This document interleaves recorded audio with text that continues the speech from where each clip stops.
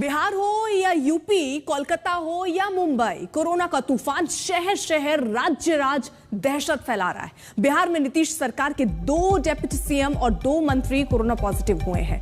बॉलीवुड पर भी वायरस का धावा है। सिंगर सोनू निगम कोरोना की चपेट में आ गए हैं। बिग बी अमिताभ बच्चन का एक होम स्टाफ कोरोना पॉजिटिव हो गया। उत्तर प्रदेश में संक्रमण को देखते हुए 6 जनवरी से नाइट कर्फ्यू लगा दिया गया है।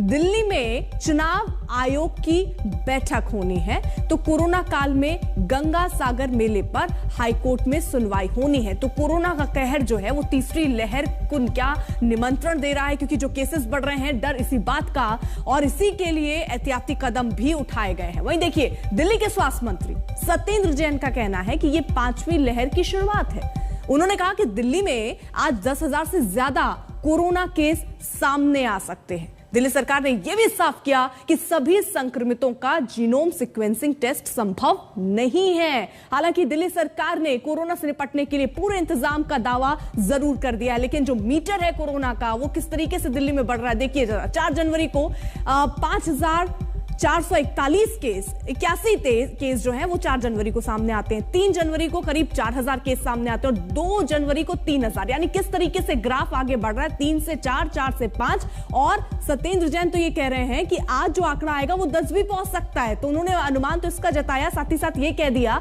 कि जीनोम सीक्वेंसिंग पहले मुमकिन था, क्योंकि 100-200 केस सामने आ रहे थे, उनका जीनोम सीक्वेंसिंग किया जा सकता था, लेकिन अब केसेस ज्यादा आ रहे हैं, इसलिए जीनोम सीक्वेंसिंग संभव नहीं है।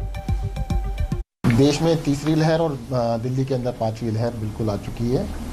केसेस कल 5,500 के आसपास थे और आज 10,000 के आसपास जो शाम तक बुलेटिन है, अभी कंपाइल किया जा रहा है डाटा। तो केसेस काफ़ी तेज़ी से बढ़ रहे हैं। बस ये संतोष की बात ये है कि सिम्टम्स जो हैं वो काफ़ी माइल्ड हैं पहले के मुकाबले में। दिल्ली के अंदर 100% की हो रही थी जी, जीनोम सीक्वेंस 100% की हो रही थी और उसका मकसद कोई ट्रीटमेंट प्रोटोकॉल चेंज नहीं होता उससे। ट्रीटमेंट कोरोना का वही है, डेल्टा का भी, ओमिक्रॉन का भी और दूसरे वेरिएंट्स का भी, सबका एक ही ट्रीटमेंट प्रोटोकॉल है। ये सिर्फ एकेडमिक एक्सरसाइज थी देखने के लिए कि क्या देश में ओमिक्रॉन भी आया है नहीं आया है। अब ये कंफर्म हो चुका है कि ओमिक्रॉन देश में आ चुका है, ओमिक्रॉन फैल रहा है। प्राइवेट हॉस्पिटल्स में जो अभी तक 10% बेड थे कोरोना के लिए, उसको कल आदेश दिए गए 40% करने के लिए आदेश दिए गए, ताकि देखो क्योंकि होने में भी 1 हफ्ता लगता है, 4-5 दिन 1 हफ्ता लग जाता है, ताकि 4 गुने बेड्स हो जाए। जीटीबी हॉस्पिटल है, 650 बेड उसमें अभी तक हमने रिजर्व किए हैं कोरोना के लिए। 20 के करीब पेशेंट हैं। एलएनजेपी में भी 650 से ज़्यादा बेड हैं, पर पेशेंट 15-20 ही हैं।